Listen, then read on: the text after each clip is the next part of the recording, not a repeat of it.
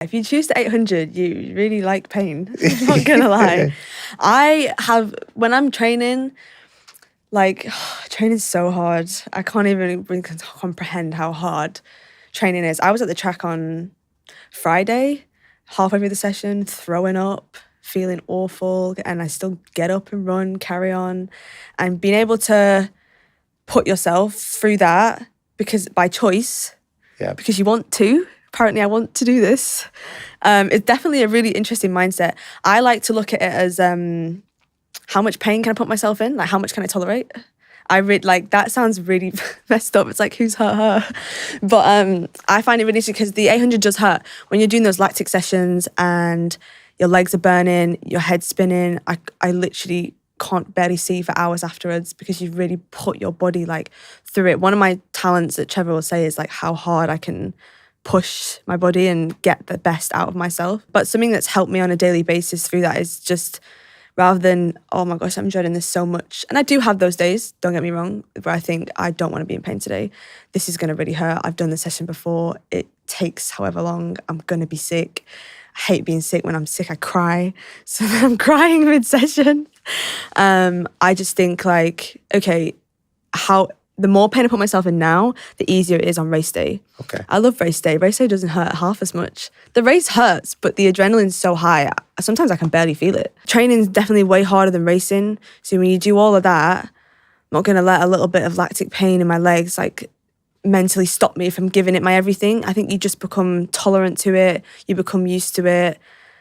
And yeah, I don't really know how to explain it other than that. Other than like, it just comes with the job. Can I just ask you to share with us what a training session looks like that has you throwing up halfway through it? Because I kind of assumed you do a lot of 800 metres, but it sounds like... I never ran 800 metres. You never ran 800 metres in training? Nope. Never. That's weird. That's like a footballer not kicking a ball. Yeah, no. We do... I run over 800, so I'll do like 1K reps, we'll do long minute reps, like 8-minute reps, 4-minute reps, and then on the track... What are they? Do... What? 8-minute and 4-minute reps. So like I run for like 8 minutes, like tempo, like pretty, I'm trying to do the conversion of, if I'm fit in the winter, say by a session, we'll do like 3 by 8 minute runs and we'll be running for 8 minutes at maybe around 5-minute miling, 5 minute per mile pace, and then do it again and then do it again. And how much of a gap? I hate those guys. Like 2 minutes. 2 minutes, 90 seconds, 2 minutes. I haven't done them since last year and they're going to be coming up in the next couple of weeks and I'm not looking forward to it. And then I also do hill training and we do track work, gym work. I do some sprint work as well because I'm trying to bring down my 400 stuff. So we have a real mix of everything. But in terms of the 800, I never run 800 metres on a track ever in training. No, the furthest I'll do is 600. What's the reason for that? Well, I'll never go over 600 metres on the track as well. So for all the track fanatics out there, that's because I think Trev likes to keep it that when we go to the track, the mindset is it's fast. So all my faster sessions are always on the track. I never do tempo or longer stuff around the track. Oh, that is actually a brilliant thought, isn't it? I'm giving out my secrets, so. Imagine all the young athletes who are wondering how they can knock a bit of time at 15 years old off their 800 metres and they suddenly realise, oh, right, so I just run 600 metres faster and I'll do the extra 200 in the competition. Yeah, so we'll do sessions and the track sessions, the furthest I need to run on the track will never be over 600. That's just the way I train. If you was to ask Georgia, my training partner, hers is different because she trains for the 1500. Yeah. But yeah, she's also obviously really good at the 800 as well. She does both. But I'm more 400, 800, so this is just how I train. I think, Trevor just likes to keep it the mindset of the track is fast. You associate the track with being fast. So all my sessions on there are either killer lactic or speed work.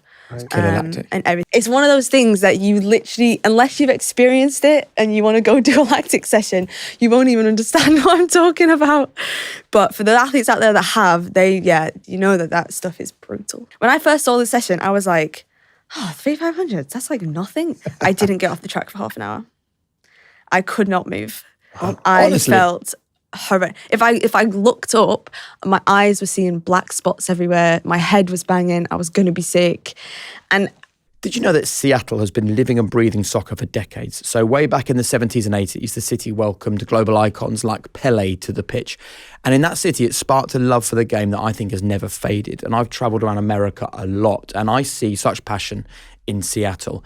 And now they're about to shine on the world stage because the World Cup is in Seattle in 2026, where you've got a city and the stadium is just steps from downtown. It's so cool. And it's not just convenient, it's also iconic. You know, this is built with the World Cup in mind, this stadium. It's famous as one of the loudest in the world, home to the Seattle Seahawks and the Seattle Sounders. So you can walk out of that match and you can go straight into the buzz of Seattle life. And we're talking craft beers, beautiful wine, incredible food. The coffee culture is something that I love in that place. It's not just a World Cup destination. We're talking about a city built around football fans, and it delivers an amazing experience. So if you want to feel the experience in Seattle, discover more at visitseattle.org and start planning your perfect summer of football. I'll line up on the last rep and think, okay, Keely, it's like you've got 400 meters and then you can literally not get up. It's done. But I also like to just think like it's 1 minute of your life, like it's 1 minute of pain to get through, and then you've got the rest of your day to recover. Yeah. And are there any like warning signs, like what are the physical cues that you know the pain's about to hit? Say in a race, like is there anything that you sort of recognise that you go, here it comes? You can just feel it. You can feel it trying to slow you. Your posture starts going. So we work really hard on our core, trying to keep as flowy state as possible. There's not like there's a right way to run, but there kind of is, like technically, and what can be the most efficient. That's definitely something I've worked on the last couple of years. How can I run the most efficiently to get the most out of every single stride? But you'll just start slowing down. Your arms might start going, your back starts arching because your legs are falling off from beneath you. And I remember if you watch my last 10 meters from Tokyo, the lactic really hit me that last 50 meters. I thought I was going to fall over. And I just remember there being bricks and I'm like trying to force my leg in front of the other and fighting it. But I'm used to that. So the first 400, you're almost in that flow state of you running and not even thinking about the process of running. But that last 100, you suddenly become very aware of everything. Yeah, the last 100 for me sometimes is where the 800 starts. Like it's when it hurts the most. It's when everybody's struggling and it's like who's got what left or who can keep it together. You know, when you see people like actually fall over the line, they've got that lactic, they've given everything. Their body physically cannot move anymore. It physically stops you, which is kind of insane. But so why do you love this pain? Why do you want to be punished like this? Have you actually ever asked yourself that question? I think I just like the process of seeing how much pain I can tolerate and seeing how good it can make me.